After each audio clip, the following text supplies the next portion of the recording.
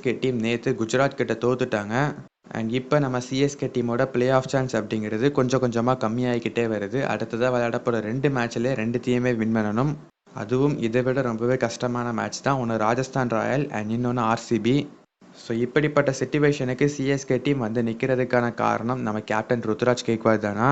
அவரோட கேப்டன்சி சரியில்லையா, இல்லை என்னென்ன தப்பு பண்ணிகிட்டு இருக்காரு, எதனால் சிஎஸ்கே டீம் இப்படி தோத்துக்கிட்டு இருக்காங்க, குறிப்பாக நேற்று மேட்ச்சில் என்ன தான் பண்ணார் அப்படிங்கிற எல்லாத்தையுமே டீட்டெயிலாக பார்க்கலாம். அண்ட் கடைசியாக நடந்து போச்சு. சிஎஸ்கே டீம் அடுத்ததாக என்ன பண்ணால் தான் பிளே ஆஃப்க்கு போக முடியும் அப்படிங்கிறதையும் இந்த வீடியோவில் பார்க்க போகிறோம். வாங்க வீடியோக்குள்ளே போயிடலாம். ஓகே, நேற்று நடந்த மேட்ச் எல்லாருமே பார்த்துருப்பீங்க. சிஎஸ்கே டீம் டாஸை வின் பண்ணி பவுலிங் எடுத்தாங்க. ஃபர்ஸ்ட் இன்னிங்ஸில் குஜராத் டீம் தான் பேட்டிங்க்கு வந்தாங்க. சாய் சுதர்சன் சுக்மன் கில் 2 பேருமே வேறு லெவலில் ப்ளே பண்ணாங்க. சிஎஸ்கே டீமோட பவுலர்ஸை வச்சு நல்லாவே பேட்டிங் ப்ராக்டிஸ் எடுத்துகிட்டு இருந்தாங்க. அதுலேயும் குறிப்பாக நம்ம சாய் சுதர்சன் அடிக்கிற எல்லாமே மிடில் ஆஃப் த பட்டில் தான் இருந்தது. கூடவும் சேர்ந்து சுக்மன் கில் நானும் குறைஞ்ச வேலைன்னு சொல்லிட்டு 2 பேருமா வச்சு பிரித்து மேய்ஞ்சிட்டாங்க நம்ம டீமை வச்சு. ஃபர்ஸ்ட் இன்னிங்ஸ்லேயே ஆளுக்கு ஒரு செஞ்சுரியை போட்டுட்டாங்க சிஎஸ்கே டீமுக்கு அகேன்ஸ்டாக. ஸோ கிட்டத்தட்ட மேட்சை இந்த ஓப்பனர்ஸே முடிச்சு வச்சுட்டாங்க. அவர் ஒரு செஞ்சுரி இவர் ஒரு செஞ்சுரின்னு சொல்லி பங்கு போட்டு போயிட்டாங்க. லாஸ்ட்டு 5 ஓவர்ஸில் சிஎஸ்கே டீம் கிட்ட இருந்து சின்ன ஒரு கம்பேக் வந்திருந்தது. David Miller and Shahrukh Khan இந்த 2 பிளேயருமே எதிர்பார்த்த அளவுக்கு அடிக்க முடியலை. அண்ட் இந்த மேட்ச்சில் ஷர்துல் தாக்கூர் கொஞ்சம் நல்லாவே பண்ணியிருந்தார். துஷார் தேஷ்பாண்டேவுமே ஸ்டார்டிங்கில் கொஞ்சம் ரன் பண்ணார். பட் கடைசியில் ஓரளவுக்கு இழுத்து பிடிச்சி போட்டார். பட் சிமர்ஜித் சிங் ரொம்பவே அற வாங்கினார். மிச்சல் சாக்னர் அவருமே கொஞ்சம் அற வாங்கிட்டார். பட் ஃபர்ஸ்ட் இன்னிங்ஸை பொறுத்த வரைக்கும் இந்த ஓப்பனர்ஸ் ஆரம்பித்த ஆட்டத்துக்கு இது 250 260 போய் நின்றுருக்கும். பட் சிஎஸ்கே டீம் எப்படியோ கடைசியில் கம்பேக் கொடுத்து 230 அப்படிங்கிற மாதிரி சுருட்டினாங்க. இந்த பிச்சுக்கு இந்த டோட்டல் சேஸபிளான ஒரு டோட்டல் தான். இந்த ஐபிஎல் 2024 இது சாதாரணமான டோட்டலாக தான் இருக்குது. ஏன்னா இப்போ இருக்கிற பிச்சஸ்லாம் அப்படி தான் இருக்குது. அண்ட் ஃபர்ஸ்ட் இன்னிங்ஸ்லேயே பார்த்துருப்பீங்க 2 பேரும் எவ்வளோ சுலபமாக ப்ளே பண்ணாங்கன்னு சொல்லிட்டு. ஸோ 230 அப்படிங்கிறது கொஞ்சம் ஈஸி தான். 231 அடிக்கணும். அடுத்ததாக பேட்டிங் பண்ண வந்த சிஎஸ்கேயுமே நிறையவே தப்பு பண்ணாங்க. ரச்சின் ரவீந்திரா கூட ரஹானேவை ஓப்பனிங் இறக்கி விட்டாங்க. எதற்காக இப்படி இறக்குறாங்கன்னு தெரியல. ரஹானே இந்த சீசன் ரொம்பவே மோசமான ஃபார்மில் இருக்காருன்னு எல்லாருக்குமே தெரியும். அவருக்கு பேட்லேயே படமாட்டுக்கு இந்த சீசன் ரொம்ப மோசமான ஃபார்மில் இருக்கார். ஏதோ ஸ்டார்டிங் ஆஃப் த மேட்சஸ்லேயாவது ஏதோ அந்த 30s வரைக்குமாவது அடிச்சுக்கிட்டு இருந்தார். பட் இப்போ ரீசன்ட் மேட்சஸில் அதுவுமே அடிக்கலை. பின்ன எதுக்கு அவரை கண்டினியூ பண்ணுறாங்க அப்படிங்கிறது தெரியலை. அதுலேயும் ரொம்ப முக்கியமாக இந்த 231 அப்படிங்கிற ஒரு மிகப்பெரிய டார்கெட்டை சேஸ் பண்ணப்போ ஓப்பனிங் பார்ட்னர்ஷிப் அப்படிங்கிறது ரொம்ப முக்கியம். ஒரு டீமுக்கு ஓப்பனிங் பார்ட்னர்ஷிப் இருந்தால் தான் இந்த மாதிரி மிகப்பெரிய டோட்டலை கொஞ்சமாவது ஈஸியாக கான்ஃபிடென்ட்டாக சேஸ் பண்ண முடியும். பட் சிஎஸ்கே டீமோட ஓப்பனர்ஸ் ரச்சின் ரவீந்திரா அவர் ஃபார்ம் அவுட்டில் இருந்து அவரை ட்ராப் பண்ணி ஒரு 4 மேட்ச் 5 மேட்ச்சுக்கு அப்புறம் இப்போ தான் அவருக்கு சான்ஸ் கொடுத்துருக்காங்க. ஸோ அவருமே ஒரு கான்ஃபிடென்ட் இல்லாத ஒரு பேட்டராக தான் இருந்திருக்காரு. அண்ட் அதே மாதிரி ரஹானே அவருமே கடைசியாக 4-5 மேட்சஸில் எல்லா மேட்சுமே விளையாடுறாரு. பட் ஒரு மேட்ச்லேயும் அவர்கிட்ட இருந்து எதிர்பார்த்த ரன்ஸ் எதுவுமே வரமாட்டேங்குது. டக்குன்னு அவுட் ஆகிட்டே போயிடுறாரு. ஸோ இந்த மாதிரி 2 கான்ஃபிடென்ட்டாக இல்லாத இன்ஃபார்மில் இருக்கக்கூடிய பேட்ஸ்மேன்ஸ் இவங்களை போய் சிஎஸ்கே டீம் ஓப்பனிங் இறக்கி விட்டுருந்தாங்க. அட்லீஸ்ட் இதில் யாராவது ஒருத்தர் கூடியாவது ருத்ராஜ் கெய்க்வாட் உள்ளே வந்திருக்கணும். ரஹானேக்கு பதிலாக கண்டிப்பாக சமீர் ரிஸ்வியாவது எடுத்துகிட்டு வந்திருக்கணும் இவங்க இம்பாக்ட் பிளேயரில். ரஹானேக்கு கொடுக்குற வாய்ப்பை இந்த சின்ன பையன் சமீர் ரிஸ்வி அவருக்காவது கொடுத்தா அவர் கண்டிப்பாக 2-3 மேட்சஸில் ஏதோ ஒரு மேட்ச்சில் தன்னை ப்ரூவ் பண்ணி காமிப்பார். அது சிஎஸ்கே டீமுக்கு நல்லது, அவருக்குமே நல்லது. ஏன் அதை பண்ண மாட்டேங்காங்க அப்படிங்கிறது தெரியலை. ரஹானேவே திரும்ப சான்ஸ் கொடுத்து அவர் யூஸ் பண்ணுறாங்க. சிஎஸ்கே டீமோட டாப் ஆர்டர் சொதப்புனதுக்கு இன்னொரு ரீசனுமே நம்ம ரஹானே தான். ஏன்னா இவ்வளோ பெரிய டோட்டலை சேஸ் பண்ணுறப்ப நீங்கள் ஃபஸ்ட்டு பாலில் இருந்து அடித்தா தான் மேட்சை கொஞ்சமாவது கடைசி வரைக்கும் எடுத்துகிட்டு போக முடியும். பட் ரஹானே இங்கே வந்து டெஸ்ட் மேட்ச் ஆடிக்கிட்டு இருந்தார். இது ருத்ராஜ் கெய்க்வாட் இருந்தால் கூட ஏதோ சமாளிச்சிருப்பார். பட் ரச்சின் ரவீந்திரா அவருக்கு என்ன பண்ணுறதுன்னு தெரியாமல் ப்ரெஷரில் என்னென்னமோ பண்ணிகிட்டு இருந்தார். ஒரு ரன் ஒரே ஒரு சிங்கிள் எடுக்க போய் அவர் அவுட் ஆகிட்டு வெளியே போனார். ஸோ என்னோட ஒப்பீனியன் ரச்சின் ரவீந்திரா அவுட் ஆனதுக்கான ரீசன் நம்ம ரஹானே தான். ஏன்னா இவ்வளோ பெரிய டோட்டலை சேஸ் பண்ணுறப்ப கொஞ்சமாவது ஒரு இன்டென்ட்டாக காமிச்சு ரன்ஸை ஸ்கோர் பண்ணுறதுக்கு ரஹானே முயற்சி பண்ணியிருக்கணும். அண்ட் சிஎஸ்கே டீம் அதுக்கு தான் அவரை இறக்குறாங்க. மொதல் 6 ஓவரில் தான் நீங்கள் ஆட முடியும், அதில் ஒழுங்காக யூஸ் பண்ணுங்க அப்படிங்கிற மாதிரி தான் அனுப்புகிறாங்க.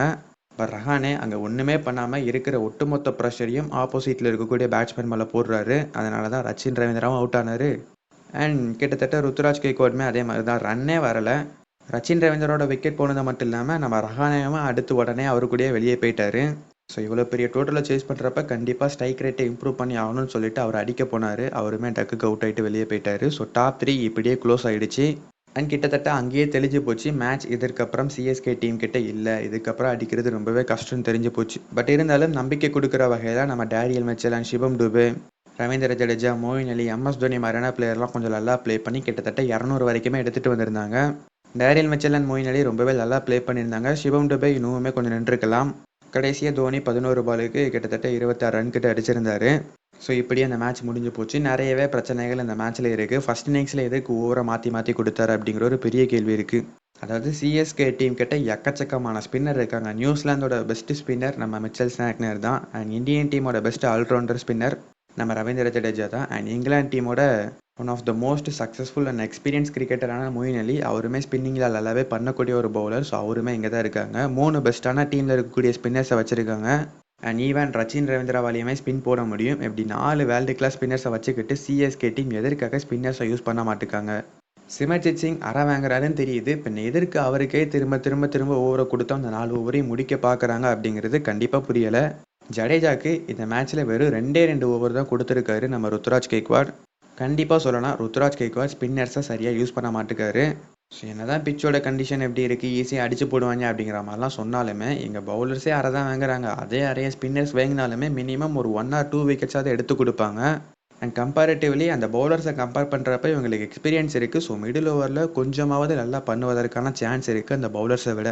Jadeja and Santner and Moeen அலிலாம் world class spinners. So 3 world class ஸ்பின்னர்ஸை வச்சுக்கிட்டு சிஎஸ்கே டீம் எதற்காக இந்த மாதிரி இவங்க மேலே நம்ப மாட்டுக்காங்க அப்படிங்கிறதே தெரியலை. அவங்க எக்ஸ்பீரியன்ஸை யூஸ் பண்ணி கொஞ்சமாவது கண்ட்ரோல் பண்ணுவாங்க. அண்ட் 1 விக்கெட் 2 விக்கெட் எடுத்தால் டோட்டலாக அதுக்கப்புறம் மேட்சை கண்ட்ரோல் பண்ணலாம் மிடில் ஓவர்ஸில். ஸோ என்னென்னமோலாம் பண்ணலாம். தோனி இருக்கிறப்ப எப்படி இருந்த டீம் இப்போ எப்படி இருக்குது? கண்டிப்பாக நம்ம ருத்துராஜ் கெய்க்வாடோட கேப்டன்சியில் நம்ம வேறு எதுவுமே பெருசாக சொல்ல முடியாது. பட் இந்த ஒரு விஷயத்தை நம்ம நோட் பண்ணியே ஆகணும். அவர் ரஹானேவை டாப் ஆஃப் த ஆர்டரில் இறக்குறது கூட பெருசாக பிரச்சனை கிடையாது. ஏன்னா அவர் சொல்கிறது கரெக்ட் தான். ரஹானேக்கு ஸ்பின்னர்ஸை சரியாக ப்ளே பண்ண தெரியல அப்படிங்கிற மாதிரிலாம் சொல்லிட்டு இருக்காங்க. ஸோ அதனால் டாப் ஆஃப் த ஆர்டரில் இறக்கலாம். பட் அதுக்கு நீங்கள் பிளேயரையே மாற்றிட்டு போகலாம் அப்படிங்கிற மாதிரி தான் நம்ம சொல்லுவோம். பட் எக்ஸ்பீரியன்ஸான பிளேயர் நம்பி இறக்குறாங்க, ஓகே. பட் அங்கே இருக்கிற எக்ஸ்பீரியன்ஸ் மேலே நம்பிக்கையை வச்ச நம்ம சிஎஸ்கே டீம் இங்கே இருக்கிற ஸ்பின்னர்ஸோட எக்ஸ்பீரியன்ஸ் மேலே நம்பிக்கை வைக்கல அப்படிங்கிறத ஒரு உண்மை. ரஹானேக்கு தன்னோட பொசிஷனை தியாகம் பண்ணுற ருத்துராஜ் கெய்க்வாட் ஸ்பின்னர்ஸ் மேலே எதுக்கு கொஞ்சம் கூட கான்ஃபிடென்ட் வைக்கல? ஜடேஜா மாதிரியான ஒரு பவுலர் இருக்கலாம், இவ்வளோ கம்மியான ஓவர் கொடுக்குறாங்க. டேரியல் மிச்சலுக்கு போய் 4 ஓவர் கொடுக்குறாங்க. இது என்ன கணக்கு அப்படிங்கிறது எனக்கு புரியலை.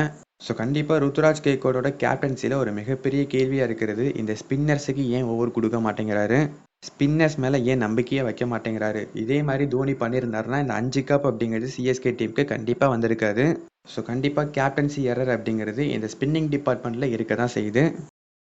சிஎஸ்கே டீம் அடுத்ததாக விளையாட போகிற 2 மேட்ச்சில் 2த்தையுமே வின் பண்ணால் தான் நம்மளால் பிளே ஆஃப்க்கு கம்ஃபர்டபுளாக குவாலிஃபை ஆக முடியும். ஒன்று ராஜஸ்தான் ராயல் கூட ப்ளே பண்ணுறோம் அண்ட் இன்னொன்று ஆர்சிபி கூட ப்ளே பண்ணுறோம். இந்த 2 மேட்ச்சில் ஒரு மேட்ச் தோத்துட்டாலுமே நமக்கு பிளே ஆஃப் வாய்ப்பு அப்படிங்கிறது ரொம்ப கஷ்டமாயிரும். அதுவும் ஆர்சிபி கிட்ட போய் தோத்துட்டோம், கண்டிப்பாக ஆர்சிபி நம்ம இடத்த பிடிக்கிறதுக்கு ட்ரை பண்ணுவாங்க. ஏன்னா 2 டீமுமே 14 பாயிண்ட்ஸில் கரெக்டாக வந்து நிற்போம். அப்போ நெட் ரன் ரேட்டை யூஸ் பண்ணி தான் எந்த டீம் உள்ளே போவாங்க அப்படிங்கிறத முடிவு பண்ண முடியும். சிஎஸ்கே டீமுக்கு +700 இருந்த நெட் ரன் ரேட் இப்போ +400க்கு வந்தாச்சு. 35 ரனில் தோற்ற ஒரு மேட்ச்னால கிட்டத்தட்ட 300 கிட்ட மைனஸ் ஆகிருக்கு நம்மளோட நெட் ரன் ரேட். ஸோ இன்னமும் ஒரு மேட்சை தோத்தாங்கன்னா அது இன்னுமே கம்மியாகும். ஸோ ஆர்சிபி டீம் 2 மேட்சை வின் பண்ணாங்கன்னா கண்டிப்பாக நம்மளை விட நெட் ரன் ரேட்டில் அதிகமாக போயிடுவாங்க. ஸோ சிஎஸ்கே டீம் முடிஞ்ச வரைக்கும் 2 மேட்சை வின் பண்ண பார்க்கணும். அப்படி வின் பண்ணால் தான் நம்மளால் கன்ஃபார்ம் பிளே ஆஃப்க்கு போக முடியும். ஸோ தோத்தாலுமே நமக்கு சின்ன ஒரு சான்ஸ் இருக்க தான் செய்யும். நெட் ரன் ரேட் இருந்தால் நம்மளால் உள்ளே போக முடியும். பட் அதற்கு சான்ஸ் மற்ற டீம்லாம் கொடுக்கணும். ஏன்னா டிசி இருக்காங்க, எல்எஸ்ஜி இருக்காங்க, ஆர்சிபி இருக்காங்க. இவங்களோட நெட் ரன் ரேட் அதிகமாக இருந்ததுன்னா அவங்களுமே போகிறதுக்கான வாய்ப்பு இருக்குது. பட் பொறுத்திருந்து பார்ப்போம் சிஎஸ்கே டீம் எப்படி 2 மேட்சை வின் பண்ணுவாங்க அப்படிங்கிற மாதிரி. நம்மலாம் 2மே பெரிய மேட்ச் தான். ஆர்ஆரும் சரி அண்ட் ஆர்சிபியும் சரி 2மே கஷ்டமான மேட்சாக இருக்க போகுது. இதை விட அதுலேயும் ஆர்சிபி இப்போ இருக்கிற ஃபார்மில் அவங்களை அடிக்கிறது ரொம்ப கஷ்டம் தான். பட் பொறுத்திருந்து பார்ப்போம் என்ன பண்ண போகிறாங்கன்னு. வீடியோவில் தான். தேங்க்யூ ஃபார் வாட்சிங்.